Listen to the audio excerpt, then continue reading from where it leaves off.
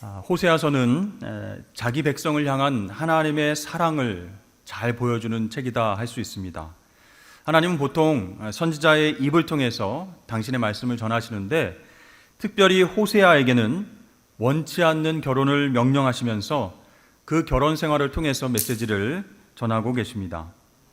1장에서 하나님은 호세아에게 이렇게 말씀하셨습니다. 너는 가서 음란한 여자를 맞이하여 음란한 자식들을 낳으라. 이 나라가 여호와를 떠나 크게 음란함이니라 하시니. 자, 하나님 그 말씀에 순종해서 호세아는 고멜이라고 하는 여인과 결혼합니다.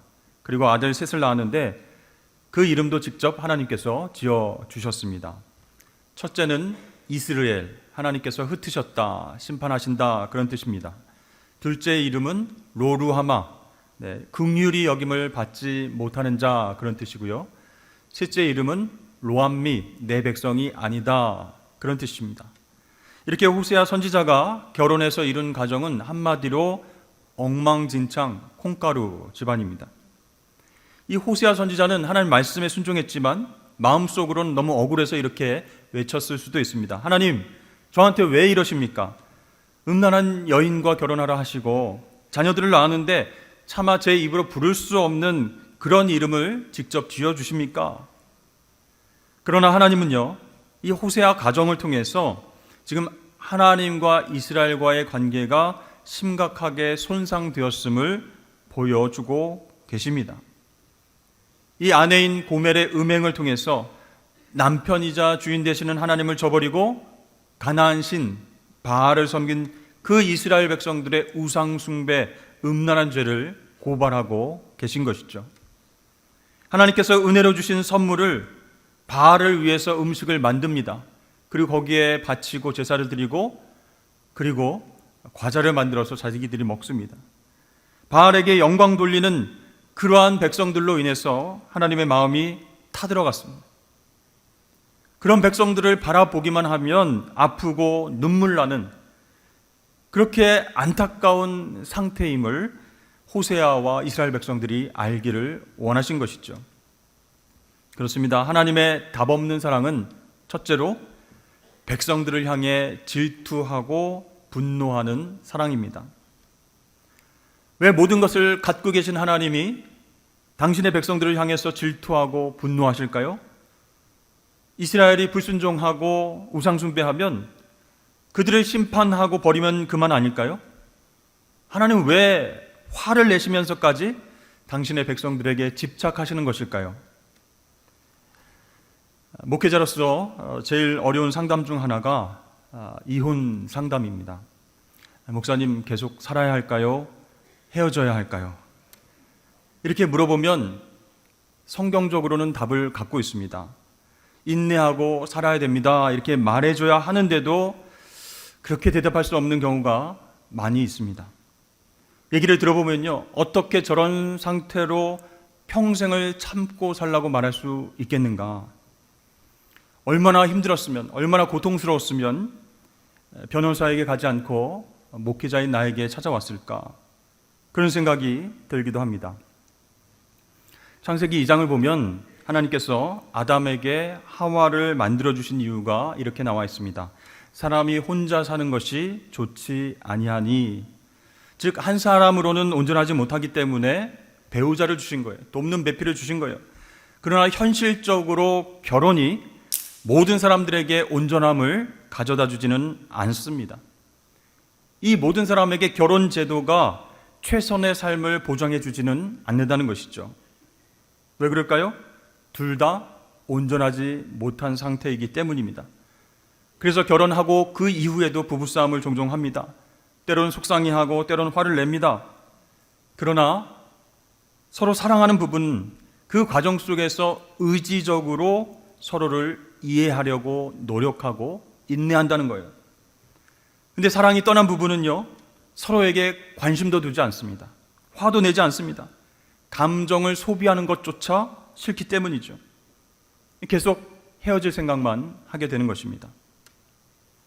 자, 하나님은 바알에게 마음을 빼앗긴 그 이스라엘 백성들을 향해서 분노하셨지만 그들을 사랑하셨습니다. 내가 너희를 심판하겠다. 다시는 긍휼을 얻지 못할 것이다. 이렇게 말씀하셨지만 그 이후에 회복에 대한 약속도 해 주셨습니다. 그러니까 무엇 때문에 사랑하는 것이 아니라 그럼에도 불구하고 사랑하니까 하나님은 질투하시고 분노하신 것이죠. 그렇습니다. 이 하나님의 분노는요, 심판이 목적이 아니라 사랑의 회복이 목적이었던 것입니다. 사랑하는 성도 여러분, 답이 없는 현실 속에서 하나님의 사랑을 배워나가실 수 있기를 축복합니다. 우리가 정말 원치 않는 문제들로 인해서 고통받을 때가 있습니다. 그때 하나님의 사랑으로 그 현실을, 그 문제를 끼워안는 연습을 해보십시오. 매일 울고 불고 분통을 터뜨리는 일들이 생길 때마다 하나님이 우리를 향해서 질투하시고 화를 내신 것을 한번 생각해 보십시오. 그리고 내가 그 사람을 아직 사랑하고 있구나. 관계가 회복되길 원해서 질투하고 분노하고 있구나 하면서 하나님 사랑이 어떻게 진행되는지 한번 묵상해 보십시오. 그러면 상대방을 향한 나의 마음이 사랑에서부터 왔는지 그것이 아닌지 알 수 있게 된다는 것입니다. 하나님의 답없는 사랑, 두 번째는 대속과 희생의 사랑입니다. 외도하고 바람핀 아내 고멜을 다시 사랑하라, 이렇게 말씀하신 하나님의 명령에 따라서 호세아는 집 나간 아내를 찾아 나섰습니다. 그리고는 아내를 발견했어요. 밤새 술을 먹었는지 널브러져 있는 그 아내를 발견하고 한숨이 나왔습니다. 그러나 은 15개와 보리 한 호멜 반을 내고 아내를 되찾아오게 되었습니다. 그러니까 호세아는요, 인생의 밑바닥까지 떨어져서 최악의 처지가 된 그 아내를 구하기 위해 비싼 값을 지불했다는 것이죠. 근데 여러분 생각해 보십시오. 결혼해서 법적으로 아내가 된 고멜이라고 하는 여인을 남편이 데리고 온다는데 돈을 지불하고 데리고 온다, 그게 말이 되겠습니까? 그런 상황 가운데 정말 힘들다면 차라리 헤어지자고 말하고 이혼 절차를 밟으면 좋을 것 같습니다. 다른 여인과 새로운 인생을 출발하는 것이 정말 나을 것 같습니다. 그런데 하나님께서 그 여자를 사랑하라, 값을 주고 데려오라, 이렇게 명령하셨습니다. 왜 그러셨을까요? 그것이 바로 하나님의 마음이었기 때문입니다. 바알을 섬기고 그 제단에 하나님이 준 선물로 주신 것을 바치는 그 뻔뻔한 이스라엘 백성들에게 다시 돌아오라 라고 말씀하셨습니다. 말씀만 하신 것이 아니라 그들을 구하기 위해서 독생자 예수 그리스도를 십자가에서 희생시키십니다. 그 핏값으로 우리를 사신 거예요. 그 보혈의 핏값으로 죄로 인해 멀어졌던 우리를 다시 사신 줄로 믿습니다. 너는 내 것이라. 내가 너를 사랑하니 너를 포기할 수 없다. 내 아들을 희생해서 주노라.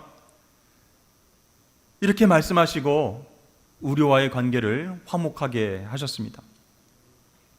예레미야 선지자는요, 이런 우리의 상태를 참 비참한 상태로 표현하고 있습니다. 생수의 근원 되신 하나님을 버리고 물을 담아낼 수 없는 터진 웅덩이에 물을 끊임없이 모으려고 헛된 수고를 하며 살아가는 그런 모습이다라고 묘사를 했습니다. 그런데 하나님께서 이처럼 비참하고 초라한 운명에 놓인 우리를 구원해 주시기 위해서 가장 비싼 값을 지불하셨습니다. 하나뿐인 외아들 예수 그리스도를 우리를 위해 내어 주셨습니다. 여러분, 원래 부모는 자녀를 세상의 다른 어떤 것과도 바꾸지 않습니다. 그런데 하나님은요, 놀랍게도 가장 귀한 아들을 우리 대신 십자가에 못 박으셨어요. 그러므로 현실 가운데 살아가는 우리는 나를 위해 아들을 희생하신 그 하나님 사랑의 깊이를 알아가기 위해서 애써야 한다는 것이요. 우리가 정말 하나님의 사랑을 깊이 깨닫고 하나님을 진심으로 사랑하는 것이 왜 유익이 될까요? 그래야 우리가 남편과 아내를, 자녀와 이웃들을 사랑할 수 있는 기초가 놓이기 때문에 그렇다는 것이죠. 여러분, 원래 사람은 자기가 사랑할 대상을 조건에 따라서 선택합니다.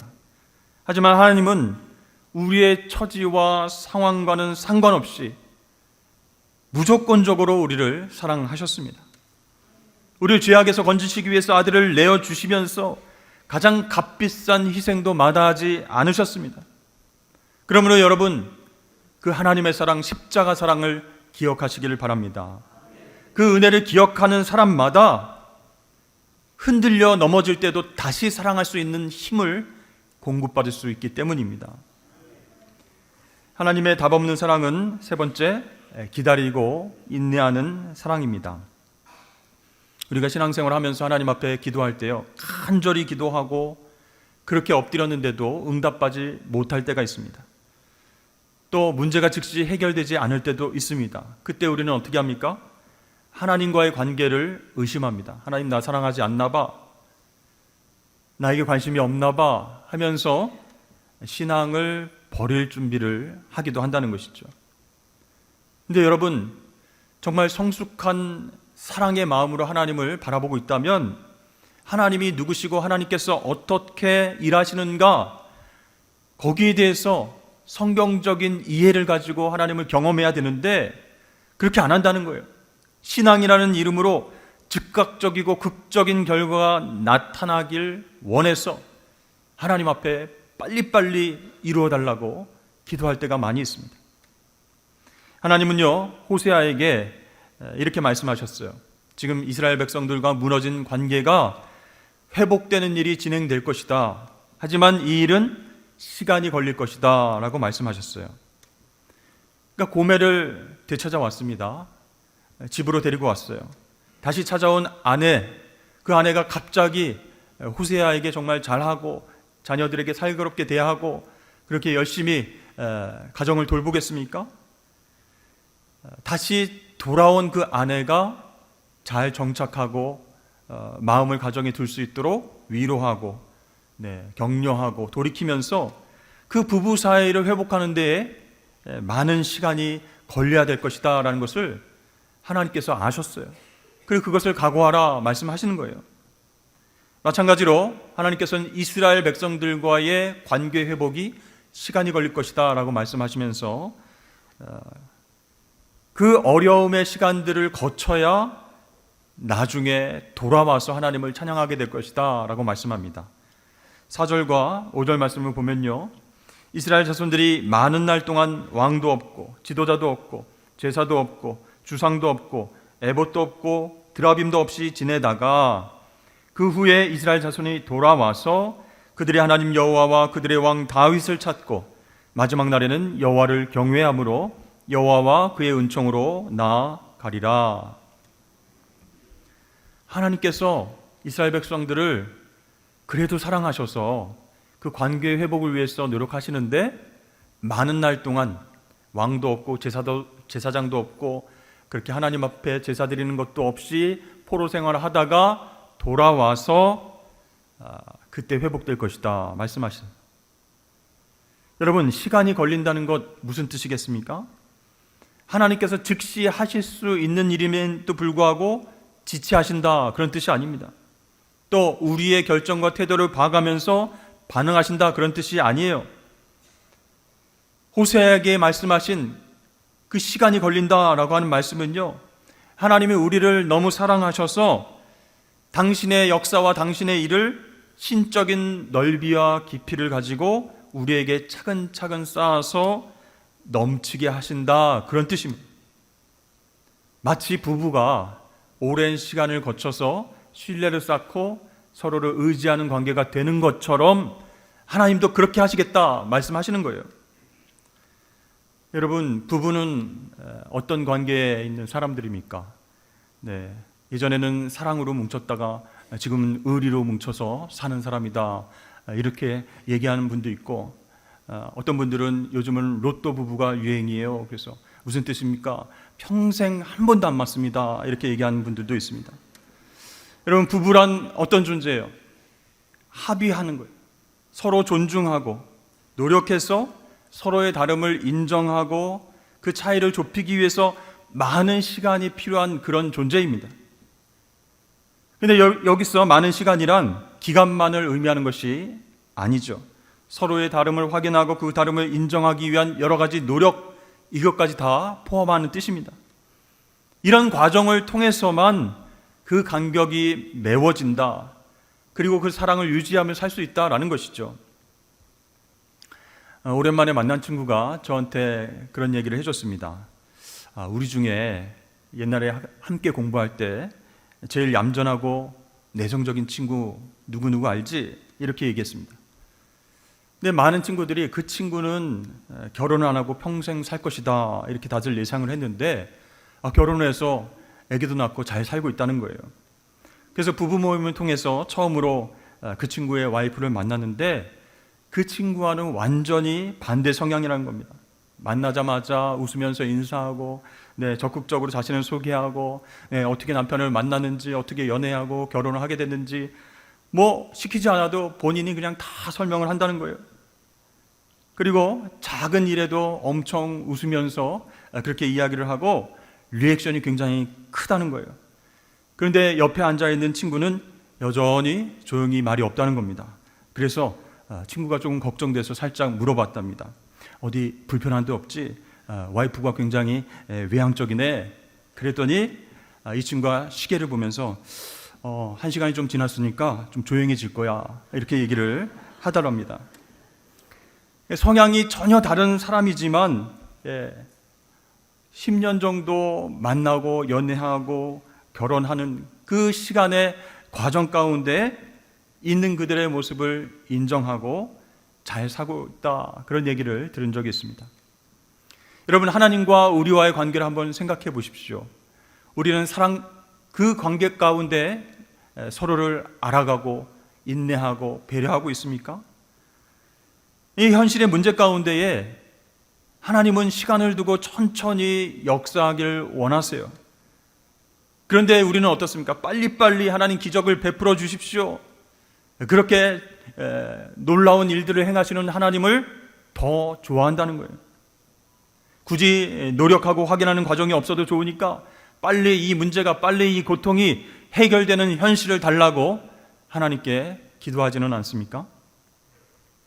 여러분, 여기에 성경이 말하는 하나님의 일하심과 우리가 자칫 놓치기 쉬운 기독교의 중요한 본질이 들어 있습니다. 출애굽기 3장을 보면 하나님께서 이스라엘 백성들을 구해내시기 위해서 모세를 부르시고 그에게 사명을 주시는 그런 장면이 나오죠. 하나님께서 떨기나무 가운데 불꽃처럼 임하셨습니다. 모세가 호기심을 가지고 다가갔는데 하나님께서 이리로 가까이 오지 말라, 내가 선 곳은 거룩한 곳이니라, 내 신을 벗으라 라고 말씀하셨어요. 그러면서 당신을 소개하십니다. 나는 아브라함의 하나님, 이삭의 하나님, 야곱의 하나님이니라. 너무나 떨리고 두려워서 모세가 얼굴을 가렸는데 하나님께서 이렇게 말씀하시는 거예요. 내가 애굽에 있는 내 백성의 고통을 분명히 보고 그 신음소리를 들었다. 이제 내가 내려가서 그들을 애굽인들의 손에서 건져낼 것이다. 그들을 그 땅에서 인도하여 내어서 젖과 꿀이 흐르는 약속의 땅으로 데려갈 것이다. 그 일을 네가 담당할 것이다. 이렇게 말씀하시는 거예요. 이렇게 모세를 하나님께서 부르시는 장면을 보면요, 하나님께서 이스라엘 백성들의 신음과 고통과 부르짖음에 응답하시는 내용으로 되어 있죠. 근데 여러분 한번 생각해 보십시오. 이 백성들의 부르짖음과 기도에 응답하시는데 걸린 시간이 얼마나 되었을까요? 무려 430년입니다. 요셉이 먼저 애굽의 총리가 되고 야곱과 그의 가족 70여 명이 애굽으로 내려오고 그렇게 이스라엘 백성들이 계속 번성하는 그 기간 430년입니다. 즉 이스라엘 백성들이 애굽의 노예로 살게 된 지 400여 년이 지나서야 하나님께서 그 백성들의 부르짖음, 기도에 응답하시고 그들을 구원하러 오신다라는 거예요. 여러분, 이스라엘 백성들이 애굽에서 얼마나 힘겹게 하나님을 찾았는데 100년도 아니고 200년도 아니고 430년입니다. 엄청 긴 기간이에요. 애굽을 탈출할 때에 놀라운 기적들이 있었죠. 10가지 재앙과 홍해가 쫙 갈라지는 역사, 그리고 광야에 들어서는 하늘에서부터 내려오는 만나와 메추라기, 그런 기적만 있었던 것이 아니라 400여 년 동안의 노예 생활이 있었다라는 것을 우리가 기억해야 합니다. 그래서 우리가 생각하는 극적인 신앙이란 시간을 단축하고 결과를 확보해서 자기 소원을 이루려고 하는 그런 생각이라는 것이죠. 근데 하나님은 그렇게 일하지 않으시는 거예요. 천천히 시간이 걸리더라도 그 고통과 아픔과 어려움 속에서도 하나님을 찾게 만드시고 하나님의 때가 되어야 일하시는 거예요. 여러분, 요셉의 경우는 어떻습니까? 종으로 팔려서 옥살이를 했습니다. 그리고 힘들게 살아오다가 30세에 총리가 되었어요. 중간에 정확한 나이가 나오지 않았지만 요셉이 17살에 꿈을 꾸고 30살에 총리가 됐다고 봤을 때 10년 이상의 시간 동안 좋은 일도 있었지만 어렵고 힘든 일도 많았다는 거예요. 종살이와 옥살이 둘 다 고통스러운 현실이고요. 굉장히 긴 기간 동안 그 역할을 감당해야 했습니다. 그런데 나중에 요셉은 총리가 되어서 극적인 인생으로 반전됩니다. 여기서 극적이라 함은 시간이 단축다 그런 뜻이 아닙니다. 요셉이 나중에 총리가 되었을 때는요, 그는 이미 총리로서의 어떤 능력을 갖췄다는 거예요. 시편 105편에 나오는 대로 그는 지혜롭고 유능하고 뛰어난 실력을 가지고 그 자리에 앉게 됐는데 그 실력이 어디서부터 나왔을까요? 종살이와 옥살이로부터 배운 교훈에서부터 나왔다는 것이죠. 여러분, 기독교 신앙은 극적입니다. 어떤 의미에서 그럴까요? 극적인 반전이 있다라는 의미에서 그렇다는 거예요. 하나님께서 우리가 기대하지도 준비하지도 않은 일에 대해서 반전을 이루기 위해 우리를 훈련시키고 준비하신다, 그런 측면에서 극적인 반전입니다. 또한 우리의 기대와 노력보다 더 큰 결과로 인도하시는 차원에서 기독교의 신앙은 극적입니다. 그러나 여러분, 기독교 신앙이 극적이라고 해서 우리가 아무것도 하지 않도록 하나님이 놓아두신다, 그런 뜻은 아니에요. 오늘 본문의 호세아를 한번 보십시오. 전혀 그럴 마음이 없는 일에 부름을 받았어요. 정말로 하기 싫은데 하나님께서 음란한 여인과 결혼하라 말씀하셨어요. 원치 않은 여인과 결혼했어요. 그리고 아이를 낳고 괴로운 인생을 살아야만 했습니다. 자기를 버리고 도망쳐서 다른 남자와 사는 그 여인을 이제는 잊어보려고 했는데 하나님께서 다시 데리고 와라 명령하셨어요. 왜 그런 힘들고 어려운 환경 속에서 하나님 명령에 순종하며 살아야 됩니까? 바로 하나님의 마음 때문이었어요. 여러분, 이것은요, 하나님께서 우리에게 알게 하시고 가르치고 싶어 하시는 어떤 길로 우리를 부르고 계신다, 그런 뜻입니다. 그러면 여러분, 그 당시에는 이해되지 않더라도 하나님의 인도하심에 순종해야 될 줄로 믿으시길 바랍니다. 이해되지 않아도 이것은 하나님의 사랑입니다 라고 고백하면서 그 자리에서 인내해야 됩니다. 사실 현실은 힘들고 괴로운 일들의 연속입니다. 우리는 정말 이해할 수 없고 해결할 수 없는 고통스러운 하루하루를 보내야 할 수도 있습니다. 우리 하루하루 기도를 매번 하는데 답이 안 나오는 거예요. 답이 없는 일들이 계속 반복해서 일어날 때도 있습니다. 그래서 때로는 원망을 해요. 하나님, 왜 그 일을 나에게 요구하십니까? 그렇게 기도했는데도 답을 주시지 않아요. 하나님, 그 일을 어떻게 해결하고 언제까지 감당해야 됩니까? 답이 없어요. 그 답을 모른 채 반복해서 그 일들을 행해야 할 수도 있다는 거예요. 그런데 하나님은요, 우리가 원하지 않고 선택하지 않고 해결할 수 없는 그 오늘을 살아가라, 이렇게 말씀하십니다. 왜 그렇죠? 거기서 뭘 배우라는 것일까요? 답이 없는 하나님의 사랑을 배우라, 그런 뜻입니다. 당장 답이 나오지 않아서 답답하고 힘들지만 그 안에 하나님의 사랑이 있다는 것을 깨닫고 배워야 한다, 그런 뜻입니다. 여러분, 이스라엘 백성들 생각해 보십시오. 우상 숭배와 불순종으로 인해서 끝내는 멸망당하게 되었습니다. 북이스라엘과 남유다가 차례대로 대제국에 의해서 파괴가 됩니다. 백성들은 뿔뿔이 흩어졌습니다. 포로로 잡혀갔습니다. 성전은 파괴되어서 하나님 앞에 제사를 드리지 못하는 상황입니다. 다시는 하나님을 만날 수도 없고 의지할 수도 없는, 답 없는 현실을 마주하게 되었습니다. 그런데요, 그 길고 많은 날 동안 왕도 없고 지도자도 없고 제사도 없이 지내다가 나중에는 돌아와서 하나님을 찾고 제사하는 날이 올 것이다, 회복에 대해서 하나님이 말씀하시는 거예요. 그러니 그 현실을 살아내면서 인내하고 기다리라는 것이죠. 사랑하는 성도 여러분, 답이 없는 현실 속에서 역사하시는 하나님은 어떤 분이신가? 우리에게 끝내 답을 주시는 하나님이신 줄로 믿습니다.